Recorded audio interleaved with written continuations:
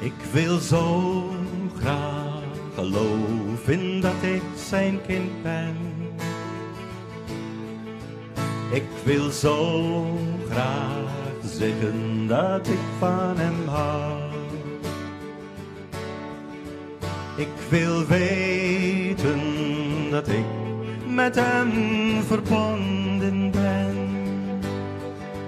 Ik wil zo graag bereid zijn als hij komt. Goeiedag geliefdes. Dit is maar so halwe moeilike tyd waarin ons lewe nê, waar ou sukkel om die waarheid uit te ken tussen leuns. Waar mens sukkel om regtig vir God te lewe. Daar's soveel stemme wat opgaan en vir jou verskillende goed sê. Dis nie vreemd nie, dis nie nuut nie. Selfs in Israel se tyd was daar baie mense wat baie goed oor God gesê het en hoe jy met God moet lewe. En daarom het ek het goed gedink om hierdie week saam met jou stil te staan by een enkele vers in die Bybel. Dit is in Deuteronomium 13 vers 4. Die situasie is dat daar was so baie wat kom sê het, hulle is profete. Daar was so baie wat kom sê het, maar hulle weet hoe om reg te leef met God. Dat God het goed dink om by monde van Moses vir hulle 'n bietjie te kom verduidelik. En jy sal nie glo nie, dis in een enkele sinnetjie wat hy dit saamvat. En dis die sinnetjie wat ons hierdie week gaan bestudeer en bietjie dieper gaan ingrawe. Deuteronomium 13 vers 4. Jy moet getrou bly aan die Here jou God en hom eer. Jy moet sy gebooie gehoorsaam en na sy bevele luister. Jy moet hom dien en aanhang. In hierdie kort sinnetjie is daar 'n paar belangrike dinge. Wat as jy hierby hou, dan gaan profete jou nie ontstel nie. Dan gaan vals of halwe waarhede of sommer net valsheid wat heeltyd vir ons bedreig, gaan jy nooit daarvoor val nie. Wat is die eerste ding waarna ons moet aandag gee? Op hierdie maandagoggend kyk ons na die eerste deel wat hy sê, jy moet getrou bly aan die Here. Wat is dit om te trou? As ons aan trou dink, dan dink ons aan 'n diens en 'n feestelike partytjie daarna. En 'n mens kan so verval of die miskonsepsie by jouself laat posvat dat trou 'n eenmalige ding is. Maar trou is nie dit nie. Veral nie die trou wat hiervan gepraat word nie. As ons getrou moet bly aan die Here, dan beteken dit is daardie aksie van daar bly. Maak nie saak wat nie. Want dit is wat 'n goeie troue maak. Nie hoe goed die erediens was of hoe lekker die partytjie daarna was nie. Maar in die dae en die maande en die jare en die dekades daarna. Daar is eers werklik trou as daardie by mekaar bly, maak nie saak wat nie. Dit vra loyaliteit. En dis wat hier aan ons voorgehou word. Ons moet oneindigend loyaal bly teenoor God. Jou fokus moet God wees. Dit is 'n lewe van oneindigende, loyale selftoewyding van jouself aan God. Ons kry dit maklik verkeerd. Want ons kan in ons lewens baie keer laat 'n derde party in hierdie trouverhouding inkom. 'n Derde party is nie noodwendig 'n ander persoon nie, maar 'n derde party kan wees werk, kinders, plesier. Wat hier gesê word, jy moet jou lewe lank trou bly, jouself toewy aan God.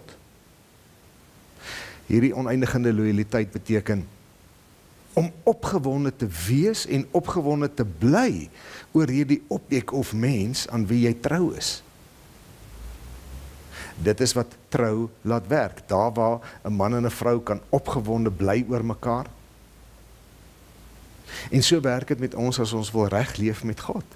Dat ons ons lewenslang sal opgewonde bly oor God.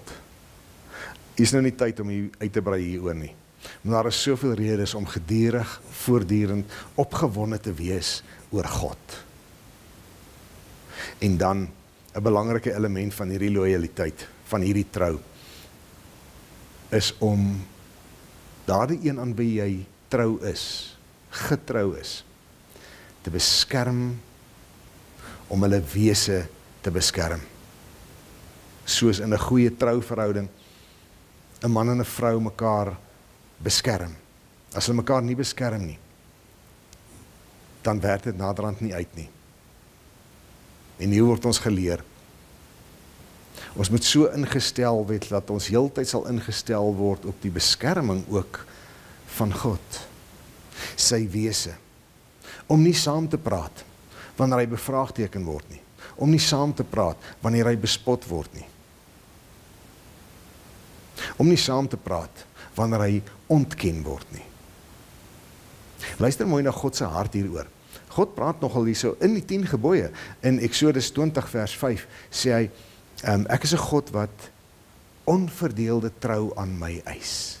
Hoor mooi, onverdeelde trou. In die Amplified Bible lees ek so mooi sê dit, it is to walk after your God. Ja, om in die voetspore wat hy trap te volg. Nie jou eie kop te volg nie. Nie tendense te volg nie. Nie populêre predikers te volg nie. Nie eers populêre lering te volg nie. Maar om God te volg. Om God te bly volg. Tree vir tree. Dag vir dag. Week vir week, maand vir maand. Net God volg. Dan sal jy reg leef met God. Dan sal jy getrou bly. Mag getrouheid 'n uitstaande kenmerk van my en jou lewe wees. Shalom. Want ik word meer en meer en meer zoals Jezus. Ik kom nader, nader aan zijn troon.